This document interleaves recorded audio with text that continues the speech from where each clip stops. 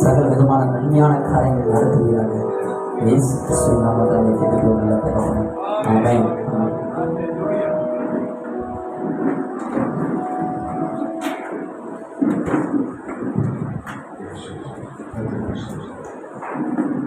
கர்த்தருடைய நாமம் மகிமைப்படுவதாக.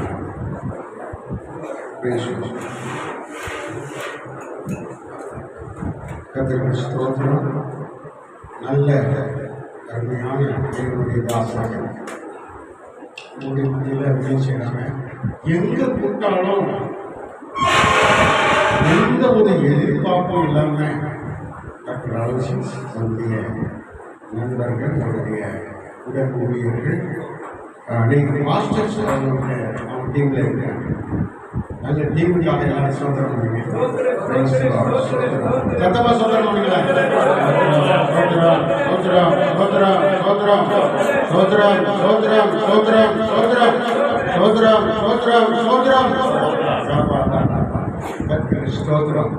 தேவநாமம் மகிமைப்படட்டும். நாம் கூடும்போதெல்லாம் தேவன் எழுந்தருளி நம்முடைய மத்தியில் இறங்கி நம்மை ஆசீர்வதிக்க வேண்டும். அதுதான் மிக முக்கியமான காரியம். டாக்டர் அலோசியஸ் அவர்களுக்காக அருமையான ஒவ்வொரு அவங்களுடைய இருக்கிற நண்பர்களுக்காக, உடல் ஊழியர்களுக்காக நான் கர்த்தரை ஸ்தோத்திரிக்கிறேன். அவர்கள் தொடர்ந்து சோதனை நம்முடைய மாநிலத்தில் எல்லா மாவட்டங்களையும் போயிட்டு ஊழியத்தை செய்கிறாங்க. கடந்த நாட்களில் சிதம்பரம் கும்பகோணம் போயிட்டு வந்திருக்கிறாங்க. அது பெரிய காரியங்களை செய்கிறாங்க. பாஸ்டர்ஸ் நீங்கள் அவரை கொடுத்து பயன்படுத்துகிறீர்கள். கர்த்தர் அவர்களை நமக்காக தேசத்தில் ஏற்படுத்தி இருக்கிறார். இப்படிப்பட்ட ஊழியக்காரர்களை நாம் என்ன செய்ய வேண்டும்? அங்கீகரிக்க வேண்டும், அவர்களை பயன்படுத்த வேண்டும். கர்த்தர் ஸ்தோத்திரம். அவர்களுக்காகவும் அவருடைய ஊழியங்களுக்காகவும் தொடர்ந்து நடக்கிற கூட்டங்களுக்காகவும் நம்முடைய குன்றத்தூர் அனகாபுத்தூர் வட்டார தலைவர், ஃபெலோஷிப்பின் தலைவர் பாஸ்டர் பேராயர் அருமையான நம்முடைய கர்த்தருக்கு ஸ்தோத்திரம் ஐயா அவர்கள் முன்னாடி ஒரு ஜெபத்தை ஏறெடுப்பாங்க. அருள் ஸ்டீபன் அவர்கள், பேராயர் ஸ்டீபன் ஐயா அவர்கள் முன்னாடி நல்ல ஜெபத்தை ஏறெடுப்பாங்க. பைபிள் பிஷப் கவுன்சிலுடைய ஸ்தோத்திரம் சிறப்பு ஆலோசகர் ஸ்தோத்திரம். அவர்கள் நிறைய நெருக்கம், ஆனாலும் நம்ம ஐக்கியத்தில் வந்து எப்படியாவது கலந்து நடந்து உற்சாகமாக வந்திருக்கிறாங்க.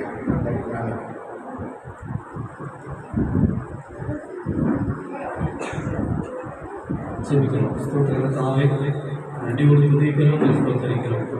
ஆசீர்வதிக்கப்பட்ட இந்த மகள் வேலைக்காக நன்றி செலுத்துகிறோம். இந்த நாளிலே குடியிருக்கிறார்களாய் நான் ஒன்று கூடியிருப்பதை அறிவீர். ஆண்டவர் எங்கு நாமத்தில் கூடி இருக்கிறீர்களோ அந்த மத்தியில் இருக்கிறேன். மற்றவரே எங்கள் மத்தியில் அறிந்ததற்காய் ஸ்தோத்திரம். துதிகளிலே நாமத்தை நாங்கள் உயர்த்தினோம். நிறைவேற்றுவதற்காக ஸ்தோத்திரமானவரை இந்த நாளிலே இந்த குழுவை எங்கள் ஆசீர்வதிப்பீராக. குழுவை நடக்கிற ஒவ்வொரு பாகத்தையும் ஆசீர்வதியும். விசேஷித்த செய்தியை சம்பந்தப்பட்டதான தாசனத்தை நன்றி செலுத்துகிற ஆசீர்வதிப்பீராக. அவர் மூலமாக எங்களோடு பேசும் வந்திருக்கிற ஒவ்வொரு தாசனங்களும் இந்த குழுவை போகும்போது நாமே புது பலத்தோடு புது அபிஷேகத்தோடு கலந்து போக்குவரத்து செய்ய ஆசீர்வதிங்க. இந்த தலைமையில் நடிகர் கிருஷ்ணன் ராஜையா அவர்கள் நன்றி செலுத்துகிறோம். அவரையும் குடும்பத்தாரையும் உடனே ஒவ்வொரு ஊழியர்களையும் ஆசீர்வதிக்க காத்து கொள்ளுங்கள். எல்லா துதியும், எல்லா கனமும், எல்லா மகிமையும் ஒருவருக்கு நாங்கள் செலுத்துகிறோம். இயேசு கிறிஸ்துவின் வல்லமை உள்ள நாமத்தில் ஜெபிக்கிறோம். எங்கள் ஜீவனுடைய நல்ல பிதாவே, ஆமென். அல்லேலூயா. கர்த்தருக்கு ஸ்தோத்திரம்.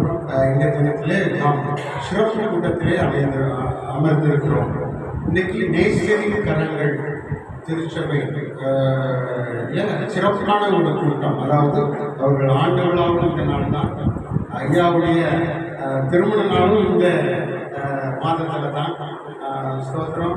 அது மாத்திரமல்ல, தேவன் அவர்களுக்கு இங்கே ஒரு சபை, மேலே ஒரு சபை கட்டி கொடுத்துருக்கிறாரு. பக்கத்துலேயும் கட்டுறதுக்கு ஜெபம் பண்ணிக்கிட்டு இருக்கோம். அல்லேலூயா. அடுத்து சேலத்துலேயும் கட்ட போகிறாங்க.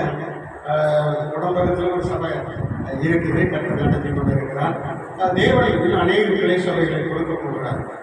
கர்த்தர் நல்லவர். கர்த்தருக்கு ஸ்தோத்திரம். இன்றைய தினத்தில் இதில் நம்ம எல்லாரும் கூடி வந்திருக்கிறோம். கர்த்தர் தொடர்ந்து ஆசீர்வதிப்பாராக.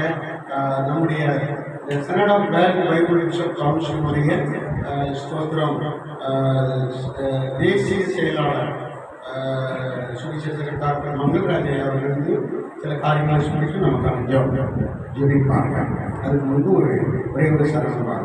தேவ ஊழிய ஜெபம் கர்த்தர் தந்தது இன்பமானது. தேவ ஊழிய ஜெபம் கர்த்தர் தந்தது இன்பமானது. அல்லேலூயா அல்லேலூயா ஆர்ப்பரித்து அகமகிழ்வோம். அல்லேலூயா அல்லேலூயா ஆர்ப்பரித்து அகமகிழ்வோம். ஜெபம் கர்த்தர் தந்தது இன்பமானது.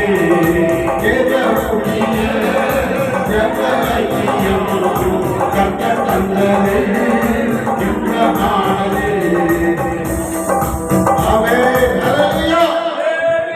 பாடிக்கிட்டே இருப்ப நேரம் இல்லை. கர்த்தருக்கு ஸ்தோத்திரம். இப்பொழுது நம்முடைய டாக்டர் மங்கள்ராஜ் அவர்கள்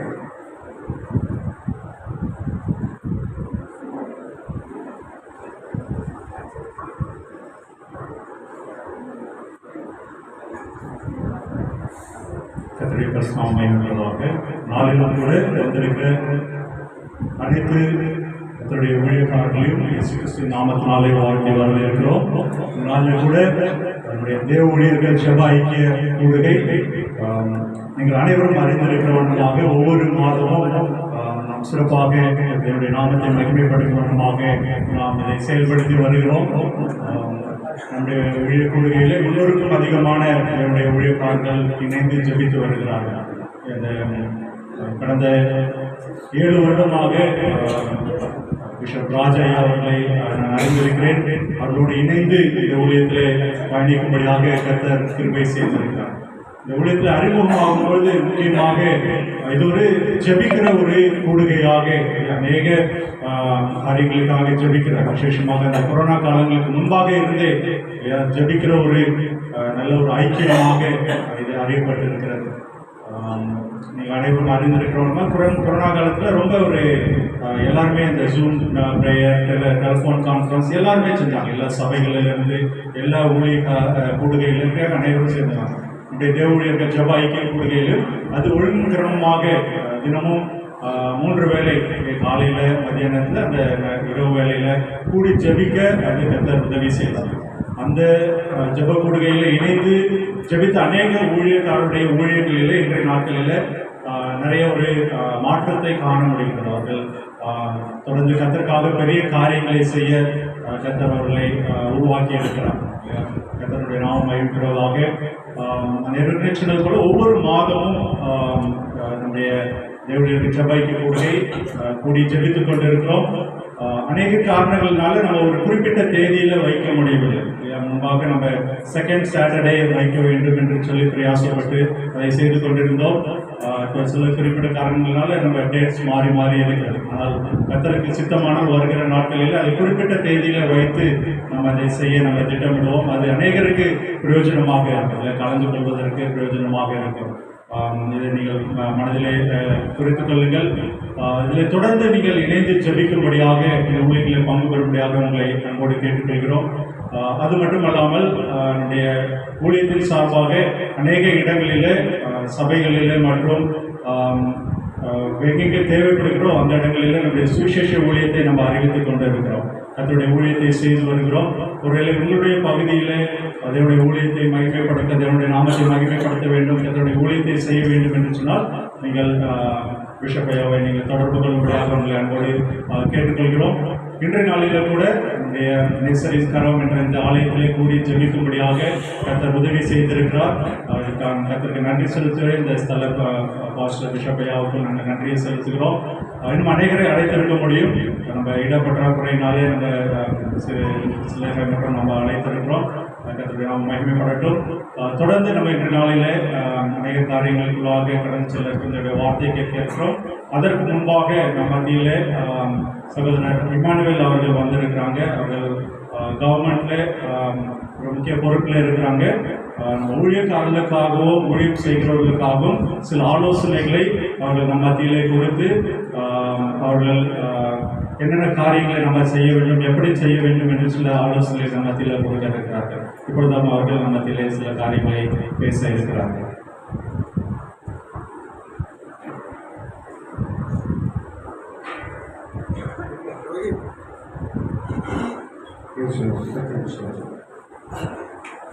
கர்த்தர் நல்லவர். கர்த்தர் என்றென்றும் நம்மை தொடர்ந்து ஆசீர்வதிப்பாராக. நம்முடைய அரசு உறுப்பினராக இருக்கின்றதான சிறுபான்மை அமைச்சகத்தில் இருக்கிறதான அருமையான அதிகாரிகள் பல காரியங்களை நம்ம கிறிஸ்தவ சபைகளுக்காக செய்து வருகிறார்கள். திருநெல்வேலிங்கிறாங்க, தேனி இருக்காங்க, சோற்றம் ஏகப்பட்ட மாவட்டம் சொல்கிறாங்க. இருக்கிறது சென்னை, ஆனால் இங்கேருந்து திருநெல்வேலி வரைக்கும் ஒர்க் பண்ணுறாங்க. சோற்றம் சில விஷயங்களை நமக்கு எடுத்து வைத்து நம்ம தெளிவுபடுத்துவாங்க. பிரசாதத்துடைய காரியங்கள் சில காரியங்களை எடுத்து தெளிவுபடுத்துவாங்க. அதற்கு நாம் செய்தி கேட்க இருக்கிறோம். அதை தொடர்ந்து நம்மை ஆசீர்வதிப்பாராக, தொடர்ந்து திருவிழா நடத்துவார்கள்.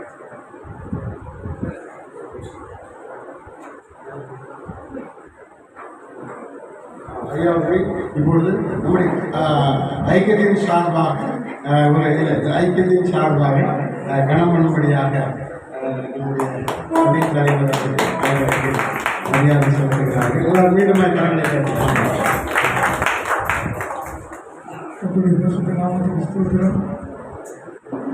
இந்த இடத்துல இந்த போதகர் கூடுகையிலே வந்து உங்கள் எல்லாரையும் சந்திக்கிறதுல ரொம்ப சந்தோஷமா. நான் 10 வயசுல இந்த இடத்துக்கு வந்திருக்கேன்னு சொன்னால் நம்புவீங்களா? பாஸ்டர் தான் சாட்சி. சபையோட பாஸ்டர் 10 வயசுல நான் இங்கே வந்திருக்கேன். கர்த்தர் எவ்வளோ பெரிய காரியங்களை செய்ய வல்லமையுள்ளதாக இருக்கிறோம். நான் இந்த இடத்துக்கு நெருங்கி வந்ததுமே என்னுடைய தாயாருக்கு ஃபோனில் தொடர்பு கொண்டு திடீரென்று ஒரு ஆவியான வெளிப்படும். ஏன்னா எங்கள் அண்ணனுடைய வீடு இங்கே தான் இருக்குது. அப்போ வரும்போது கால் பண்ணேன், அம்மா இந்த மாதிரி நான் இந்த மாதிரி வேதராஜ் பாஸ்டர் சர்ச்சுக்கு என்னை கூப்பிட்டுருக்காங்க, நான் போயிடுறேன். இப்படி கேட்டுட்டு எங்கள் அக்கா வச்சுட்டு திரும்பி லைனில் வந்து அம்மா சொன்னாங்க, ரொம்ப சந்தோஷப்படுறாங்க, கர்த்தர் உன்னோட இருக்கிறாரு, உன்னை வந்து அங்கே அழைச்சிருக்கிறாங்க, கர்த்தருடைய நாம மகிமைப்பட போயிட்டு வான்னு சொன்னாங்க. நான் 10 வயசுல வந்து என்ன இன்னைக்கு 44 வயசில் நம்பர் இங்கே கொண்டு வந்து ஒரு தமிழக அரசு சார்பாக சிறுபான்மை கிறிஸ்தவ அமைச்சகத்தில் ஒரு வாரிய உறுப்பினராக என்னை பணி நியமனம் செய்திருக்கிறார். அதற்கு எவ்வளவு நான் தகுதியில்லாத ஒரு மனுஷன் என்று நான் சொல்ல முடியும். கர்த்தர் என்னை தகுதிப்படுத்தினார். என்னை தாயின் கருவிலே உருவாக்க வந்ததாகவே அவர் தெரிந்தெடுத்தார், பெயர் சொல்லி அழைத்தார். இந்த நாளிலே என்னென்ன காரியங்களை ஜீவிகளை நடக்கும் என்று கர்த்தர் முன்குறித்து வைத்திருந்தார். அதற்காக கர்த்தரை நான் மிகவும் விசுவசிக்கிறேன். அநேக இடங்களிலே கல்லறை பிரச்சனைகள் இருக்கிறது.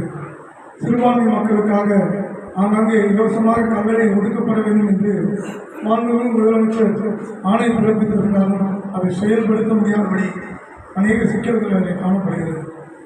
வெளியிலிருந்து பார்க்கும்போது நான் ஆரம்பத்தில் உள்ளவர்கள் அந்த ஜியோவை உடனே எக்ஸிக்யூட் பண்ணிடலாம்னு நினைச்சேன். ஆனால் அந்த ஜியோவை எக்ஸிக்யூட் பண்ணுறது ரொம்ப கடினமான ஒரு காரியமாக இருக்குது. ஏனென்றால் ஊழியர் மத்தியிலே ஒரு ஒருமனம் இல்லை, ஒத்துமை இல்லை. இது பெரிய ஒரு ரோகம். 12 ஊழியர் ஐக்கியங்கள் ஒன்று சேர்ந்து ஒரு கல்லறைக்காக போகிறோம். 12 ஐக்கிய தலைவர்களும் ஒவ்வொரு விதமாக யோசித்து கொண்டு ஒவ்வொரு விதமாக செயல்பட்டால் எப்படி கல்லறை கிடைக்கும்? எல்லாருக்குள்ள ஒரு ஆலோசனை, எல்லாருக்குள்ள ஒரு ஞாபகம். நமக்கு கல்லறை வாங்க வேண்டும் ஒரு மனத்தின் ஆவி இருந்தால் தான் அது கிடைக்கும், இல்லைன்னா கிடைக்காது. கர்த்தருடைய ஆவியாளர் அப்போதான் நமக்குள்ள கிரியை நடத்திப்போம். 2-3 நாட்களில் எனக்கு பயங்கர ஒரு மன உளைச்சல் ஆகிவிட்டது. இதில் பார்த்தேன். நான் கடைசியாக ஒரு இடத்துல அமர்ந்து பேசும்போது சொன்னேன், உங்களுக்குள்ள ஒரு மனம் இல்லாதனால தான் அந்த மாதிரி ஒரு சூழ்நிலை ஏற்பட்டது. இனி வரும் நாட்களில் ஒரு மனமாய் செயல்படும். எப்போ செயல்படலான்னு கேட்டேன். 2 வாரம் எல்லாம் அமைதியாக சோற்ற போனேன். 2 வாரத்துக்கு அப்புறம் எல்லாரும் சந்திப்புன்னு சொல்லிட்டு வந்தேன். ரொம்ப ஒரு பாரமான காரியம். இப்போ திருவஞ்சேரி இடத்துல கூட ஒரு கிட்டத்தட்ட 30-40 வருஷமாக கல்லறை காலி பண்ணலாம். வெஸ்தாம்பூர்லேருந்து திருவஞ்சேரி அங்கே அநேக சபைகள் இருக்கிறது. அவங்கெல்லாம் ஒன்று இணைந்தால் ஒரு மாதத்தில் கல்லறை வாங்கிக்கலாம். யாரும் ஒன்று நிரம்பர் இல்லை. ஒரு 10 பேர் ஒரு கல்லறை தனியாக இருக்காங்க, ஒரு 20 பேர் தனியாக இருக்காங்க. இவங்கெல்லாம் ஒன்று இணைந்தால் உடனே கிடைக்கும். இது மாதிரி அநேக காரியங்களை நம்மளிடத்தில் பிழை இருக்குது, நம்ம அதை சரி செய்யுங்க. அதே மாதிரி சிறுபான்மை கிறிஸ்தவர்களுக்கு என்று இந்த சிறுபான்மைத்துறை அமைச்சகம் ஒரு செயல்பட்டு கொண்டிருக்கிறது. மாண்புமிகு முதலமைச்சர் அவர்கள் இந்தியாவிலே முதன்முறையாக தமிழ்நாட்டிலே உபதேசியர் மற்றும் பணியாளர் நல வாரியம் என்று ஒன்று துவங்கியுள்ளார். எந்த மாநிலத்திலும் இந்த வாரியம் கிடையாது. இது மறைமுகமாக நம்முடைய ஜனங்களை பாதுகாக்க முடியாது. இந்த வாரியத்தில் இங்கே இருக்கிற யாருக்கும் உறுப்பினராக இருக்க மாட்டீங்கன்னு நான் விசுவாசிக்கிறேன். யாரும் இல்லை தானே? யாராவது இருக்கீங்களா? பெரிய 1 வருஷம் 4 மாதம் ஆகிடுச்சு நான் உள்ள வந்தேன். அப்போ ஃபார்ம் எவ்வளோ ஃபார்ம் நாங்களே பிரிண்ட் எடுத்து கொடுக்குறோம். உங்களுக்கு ஒரு அரசு அங்கீகாரம் கிடைக்கும். உங்கள் பேர் போட்டு அதில் ஒரு அரசு முத்திரை போட்டு ஒரு அடையாள அட்டை கிடைக்கும். அது ஒரு புக் மாதிரி இருக்குது. இப்போ நாங்கள் ஸ்மார்ட் கார்டுக்கு ரிக்வெஸ்டேஷன் கொடுத்துருக்கோம். சீஃப் செக்ரட்டரி பார்த்து போன மாதத்தில் இந்த ஏடிஎம் கார்டு மாதிரி ஒரு ஸ்மார்ட் கார்டு மாதிரி கொடுத்தீங்கன்னா எல்லா மாதம் வாங்கிட்டு வச்சுக்கோங்க, நிச்சயமாக அதை செய்யணும்னு சொல்லியிருக்காங்க. அதே மாதிரி மானியத்தில் ஊழியம் செய்கிறவர்களுக்கு வாகனம், இஸ்லாமியர்களுக்கு உலாமாக்களுக்கு அதை கொடுக்குறாங்க 25% மானியங்கள். அவங்க 25% எங்களுக்கு பத்தாது, 50% வந்தால் தான் நாங்கள் வாங்குவோம்னு சொல்லி ₹1 கூட அந்த மானியத்தை அவங்க பயன்படுத்துகிறாங்க. அப்போ சீஃப் செக்ரட்டரி இந்த முறை என்ன பண்ணியிருக்காரு, 50% மானியம் இந்த ஊழியம் செய்யறதாலும் ஊழியக்காரர்கள், கிறிஸ்துவ சிறுபான்மை கிறிஸ்துவ போதகர் ஊழியர்கள் கல்லறை பணியாளர்களுக்கும் அது கொடுக்கணும்னு சொல்லி இப்போ நீங்கள் யார் வாங்க முடியும்? ஒரு 1 லட்ச ரூபா பைக்கு 50% மானியம் யாராச்சும் வாங்க முடியுமா? வாங்க முடியாது. ஏன்னா நீங்கள் யாருமே ஃபார்ம் பண்ணி கொடுக்கல. இப்போ கணக்கெடுப்பு நடத்துகிறாங்கன்னு வச்சுக்கோங்க. சென்னையில் இந்த தாலுக்காவில் எத்தனை ஊழியர்கள் இருக்காரு, நீங்கள் எல்லாம் கணக்குலேயே இருக்க மாட்டீங்க, அரசாங்க கணக்கு இல்லையா? ஆபிரகாம் என்ற பேர் ஆபிரகாமா ஆண்டவர் மாற்றினார். எத்தனை பேர் இந்த உட்கார்ந்துருக்கீங்க ஊழியர்கள்? கை தூங்க. பேர் மாற்றாம கெசட்டில் எவ்வளோ பேர் இருக்கீங்க? அப்போ அதெல்லாம் நம்ம சரியான நேரத்தில் செய்யணும். கணக்கெடுப்பு வரும்போது கிறிஸ்தவர்கள் 2%, 3%, 4%. ஏன் கணக்கு வழக்கே இல்லாமல் இருக்கு? ரேஷன் கடைக்கு மாதம் கரெக்டாக போயிடுவாங்க. கைரேக குடும்பத்தில் எல்லாரும் இருக்கிறோம், எல்லாரும் இடத்துக்கும் வைக்கிறோம்ல. இது நம்முடைய பாதுகாப்புக்காக தான். இன்னும் நாட்கள் செல்ல ஊழியெல்லாம் செய்யறது ரொம்ப கடினமாகிடும். கர்த்தருடைய வருகை சமயமாக இருக்கு. வடநாட்டிலெல்லாம் பார்த்தா அடிக்கிறாங்க, அவன் ஊழியம் பண்ண போனால் அடிக்கிறாங்க. ஒடிசா மினிஸ்ட்ரியில் எனக்கு தெரியும், அவங்க ஒரு சிடி எனக்கு கொடுத்துருந்தாங்க. பயங்கரமான ஆயுதங்களால் தாக்குனாங்க. அதை பார்க்கும்போது ரொம்ப கஷ்டமாக இருக்கும். நமக்கு இப்படிப்பட்ட பாதுகாப்பு இருக்கும்போது அதை நம்ம பயன்படுத்திக்கணும்ல. இன்றைக்கி நான் ஃபார்ம் கொடுத்துட்டு போவேன், ஃபில் பண்ணி யாராச்சும் ஒருத்தர் கோஆர்டினேட் பண்ணி கொடுங்க, நம்ம எல்லாருக்கும் அடையாள அட்டை வாங்கி தரோம். பெனிஃபிட்லாம் ஸ்டார்ட் பண்ண சொல்லியிருக்காங்க சிஎம்க்கு. போன மாதம் சீஃப் செக்ரட்டரி பார்க்கும்போது 1 வருட காலமாக எந்த பெனிஃபிட்டும் இன்னும் ஸ்டார்ட் பண்ணலை. அந்த வாரிய உறுப்பினர்களுக்கு எந்த ஒரு சலுகைகளும் இன்னும் ஆரம்பிக்கலை. உடனடியாக ஆரம்பிக்க போகிறாங்க. உடனடியாக நீங்கள் எல்லாம் இந்த ஃபார்ம் ஃபில் பண்ணி கொடுங்க. உங்களுக்கு ஒரு பெரிய உத்தரவாதமாக இருக்கும். அரசு சார்பாக ஒரு தைரியம் இருக்கும். நீங்கள் எங்கே வேணாலும் போய் ஊழியம் செய்யலாம். இரவு நேரங்களில் வரும்போது நீங்கள் அந்த ஐடி கார்டை யூஸ் பண்ணலாம். இல்லை வேறு எங்கேயாச்சும் நீங்கள் ஊழியம் செய்யும்போது ஏதாவது மாற்று மதத்தினர் உங்களுக்கு எதிர்ப்பு தெரிவித்தாலும் அந்த இடத்துல காவல்துறையினர் வந்தால் நான் இந்த மாதிரி இந்த வாரியத்தில் உறுப்பினர் சொன்னால் உங்களுக்கு அது ஒரு பாதுகாப்பு. இது மாதிரி நிறைய பாதுகாப்பு, நிறைய சலுகைகள் இருக்குது, அதை பயன்படுத்திங்க. அதே மாதிரி 2C கரண்ட் கொடுக்குறாங்க சர்ச்சுக்கெலாம். நிறைய பேர் எனக்கு 2C கிடைக்கலன்னு சொல்கிறாங்க. அதுக்கு அரசாங்கம் ஒரு கட்டமைப்பு வைத்திருக்கிறாங்க. 2Cனா அந்த இடம் ஒன்லி சர்ச் பேரில் இருக்கணும், இல்லை இண்டிவிஜுவல் பாஸ்டர் இருக்கணும். அந்த சர்ச்சு மட்டும்தான் இருக்கும். அது தவிர ஒரு ரூமோ இல்லை ஒரு சேர் டேபிள் போட்டிருந்தாலும் 2C கவர் ஆகாது. இவங்க யாருக்காச்சும் 2C வேணும்னா சொல்லுங்கள், உடனடியாக வாங்கி தரோம். அது மாத்திரம் இல்லாமல் நம்ம இந்த புறம்போக்கு நலத்தில் இருக்கிறவங்கெல்லாம் பட்டா கொடுக்குறாங்க. ஆனால் சர்ச்சு இருந்தால் கொடுக்க மாட்டாங்க. அது எத்தனை பேருக்கு தெரியும்? சர்ச்சு இருந்தால் பட்டா கொடுக்க மாட்டாங்க. அது எதுனாலுமே எங்களுக்கு போன மாதம் சீஃப் செக்ரட்டரி ஒரு காப்பி கொடுத்தாரு. அப்போ தான் அதை படித்து பார்க்கும்போது சுப்ரீம் கோர்ட்டில் குஜராத்தில் இருந்து ஒரு வழக்கு தொடர்ந்தப்ப அதில் என்ன சொன்னாங்கன்னா, சாலை ஆக்கிரமித்தவர்களும் பூங்காக்களை ஆக்கிரமித்து பொது வழிபாட்டு தலங்கள் கட்டியிருப்பவர்களுக்கு பட்டா வழங்கக்கூடாது என்று அதில் அந்த உத்தரவு இருக்குது. அதில் எல்லா ஸ்டேட் சீஃப் செக்ரட்டரியும் பார்ட்டியாக சேர்த்து ஆர்டர் இஷ்யூ பண்ணியிருக்காங்க. உடனே எல்லா மாநிலத்தில் இருக்கிற தலைமைச் செயலாளர்கள் ஒரு அரசு ஆணையை பிறப்பிக்கிறார்கள். புறம்போக்கு நலத்தில் இருக்கும் எந்த பொது வழிபாட்டு தலத்திற்கும் பட்டா வழங்கப்படாது என்று உத்தரவிட்டிருக்கிறார். அந்த உத்தரவு தவறு என்று நான் அவரிடத்தில் சொன்னேன். அந்த அரசு உச்சநீதிமன்றத்தின் உத்தரவு வேறு வழியாக இருக்கிறது, ஆனால் மாநில அரசு பிறப்பித்த உத்தரவு வேறு வழியாக இருக்கிறது. அப்போ என்ன செய்யலாம்னு கேட்டப்போ அவர் சொன்னார், இதை சேலஞ்ச் பண்ணி இந்த ஆர்டரை இந்த ஜியோவை ரிலாக்ஸ் பண்ணுவாரு. அப்போ நான் கேட்டேன், நான் பண்ணலாமான்னு கேட்டேன். அப்போ எங்கள் தலைவரமாக சொன்னாங்க, அவர் கொஞ்சம் லீகல் தெரியும், அவர் பண்ணுவார் அப்படின்னு. உடனே அவர் சொன்ன கட்டாயம் நீங்கள் பண்ணலாம். வந்த உடனே எனக்கு கூட ஒரு தூக்கமே இல்லை. ஏன்னா நிறைய இடங்களில் எத்தனோ வருடம் சபை நடத்தி வருகிறார்கள், இவங்களுக்கு ஒரு பட்டா வழங்க முடியவில்லை அரசினால். இது ஒரு கஷ்டமாக இருக்குது. மறுநாள் காலையில் எனக்கு சுப்ரீம் கோர்ட்டை பற்றி அவ்வளோ எனக்கு தெரியாது, ஹைகோர்ட் வரைக்கும் எல்லாம் பார்த்தேன். அப்போ சுப்ரீம் கோர்ட் இதை நான் பார்க்க முற்படும் போது எனக்கு தெரியல. உடனே ஒரு சீனியர் 2 பேர் கவுன்சிலுக்கு கான்டாக்ட் பண்ணால் அவங்களோட லைன் கிடைக்கல. அப்போ ஆவியாளர்கள் உடனே பண்ணேன், உனக்கு இவ்வளோ அறிவு ஞானத்தை நான் கொடுத்துருக்கிறேன், நீ உலக மனுஷன் துணைஜாதியாரை நாடிக்கொண்டு. உடனே நான் ஆஃபீஸ் போய்ட்டு உட்காந்து லேப்டாப் ஓப்பன் பண்ணி இந்த ஜிஓ டைரி நம்பர் எல்லாத்தையும் எடுத்து ஆர்டர் ஞானத்தை கொடுத்தார். உடனே அந்த ஆர்டர் காப்பி எடுத்து எங்கள் தலைவரமாக அனுப்பிச்சு, உடனே சீஃப் செக்ரட்டரி அனுப்பிச்சு, இதை சேலஞ்ச் பண்ணுறதுக்கு நான் ரெடியாக இருக்க பண்ணாமல் கேள்வி சட்டசபை முடிவு இமீடியட்டாக அதை பண்ணாச்சு.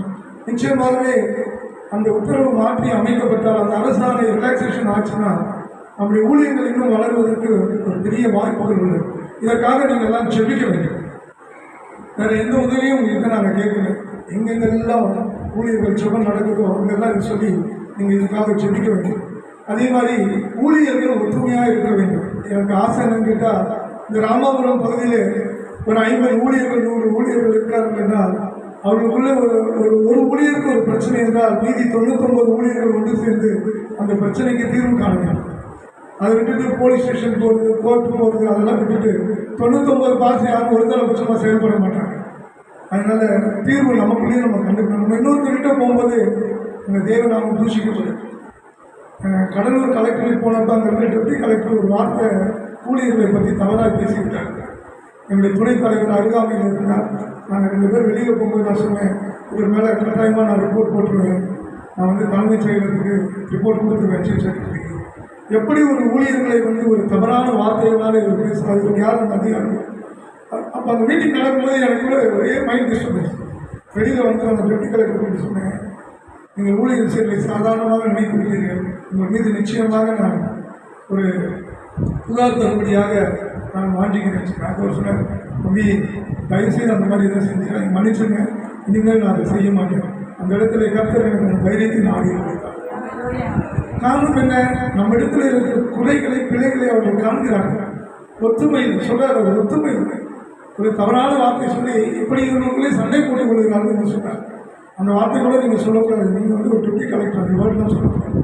அப்படி சொல்லும்படியாக கர்த்தர் அந்த இடத்துல எனக்கு தைரியத்தை நான் இருக்கிறேன். அது மாத்திரமான எத்தனோ இடங்களில் கல்லறைக்காக நான் செல்லும்போது எத்தனோ எதிர்ப்புகள், தனிப்பட்ட விதத்தில் எதிர்ப்புகள்.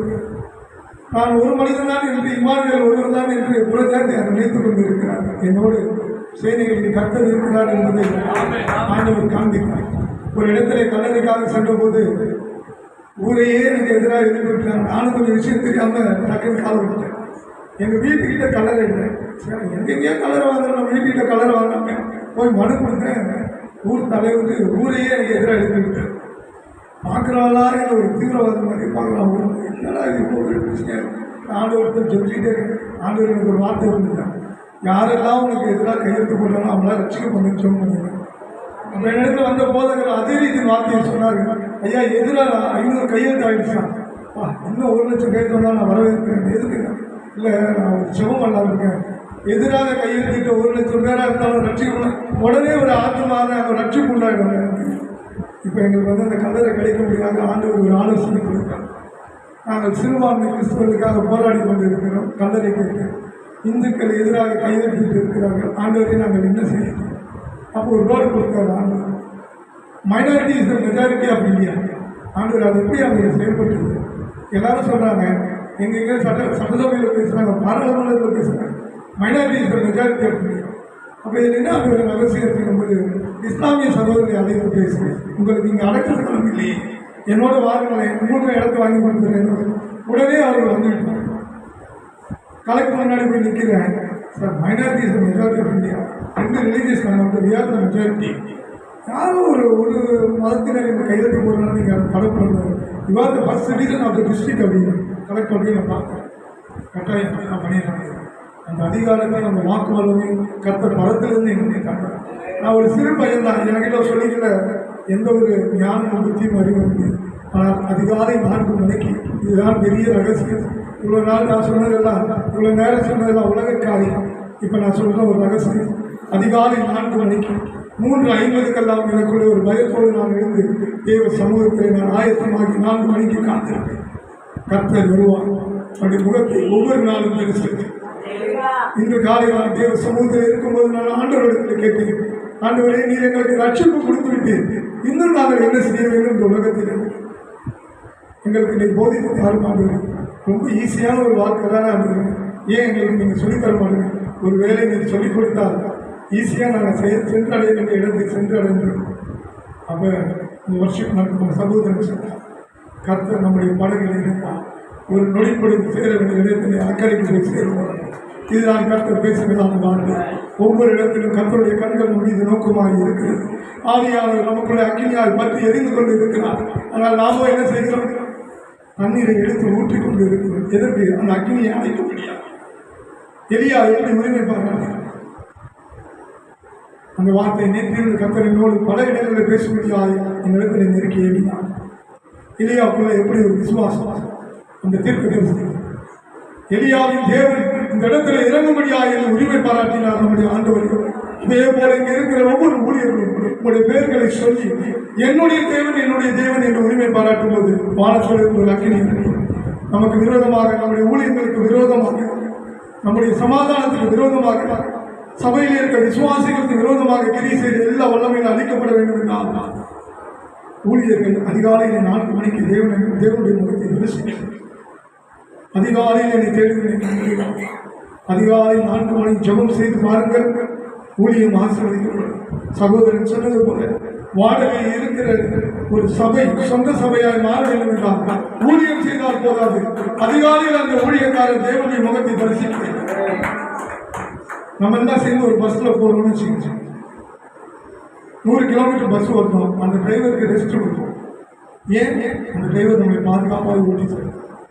இல்லை டிரைவர் நீங்கள் வண்டி ஓட்டும் போதே தூங்கிட்டீங்க, நாங்கள்லாம் நிம்மதியாக வருவோம்னு சொல்ல முடியுமா? ஏன் முடியாது? டிரைவர் தூங்கிட்டாருன்னா விபத்து நடக்கும். விபத்து நடந்தால் பாதிப்பு. ஊழியர்கள் தூங்கி கொண்டு இருந்தால் சபையில் என்ன நடக்கும்? என்ன நடக்கும்? நேற்று ஒரு ஊழியக்காரத்தை சொன்னேன், ஐயா விசுவாசி ஒரு பாஸ்டரை பார்த்து தான் பயப்படலாம், ஆனால் பாஸ்டர் மட்டும் விசுவாசி பார்த்து பயப்படும். அப்படிங்களா? பாஸ்டர்ஸ் அந்த சபையில் இருக்க எல்லா விசுவாசியும் பார்த்து பயப்படும். இது என்ன சொல்லிட்டு வரும், அவர் என்ன சொல்லிட்டு வரும், அவர் ஏன் நம்மளை பற்றி இப்படி பேசுகிறோம். ஆனால் விசுவாசிக்கு பிரச்சனை இல்லை, பாஸ் என்ன பண்ணும், என்ன மட்டும்தான் பேசுவார் சொல்லுவார். இப்போ பாஸ் மெசேஜ் எடுக்கும்போது என்ன சொல்லுவார், இந்த பாஸ் என்னை பற்றி மட்டும் தான் பேசுகிறேன், எப்போ பாரு என்ன தான் பேசுகிறேன். ஆனால் பாஸ்டரை பற்றி விசுவாசிக்கு 10 பேர் சேர்ந்து பேசும்போது எப்படி இருக்கும்? பாஸ்டர் ஒரு கிட்டி. அதனால ஆண்டவரிடத்தில் உண்மை உத்தவமாக இந்த ஊழியம் செய்யும்போது ஆண்டவர் எப்படி கூப்பிடுவார்? உண்மை உத்தவம் உள்ள ஊழியக்காரனேன்னு சொல்லி கூப்பிடுவார். நிச்சயமா கூப்பிடுவார் இல்லையா? கூப்பிடுவாரா? அல்லேலூயா சொல்லுங்க. அல்லேலூயா, அல்லேலூயா, அல்லேலூயா. அதிகாலையிலே நம்முடைய பஞ்சாயத்தெல்லாம் போய் ஆண்டவருக்கு சொல்றதுக்காக அந்த ஜெபம், நம்முடைய பிரச்சனையெல்லாம் அப்டேட் பண்ணுறதுக்கான இடம் அதிகாலை ஜெபம்.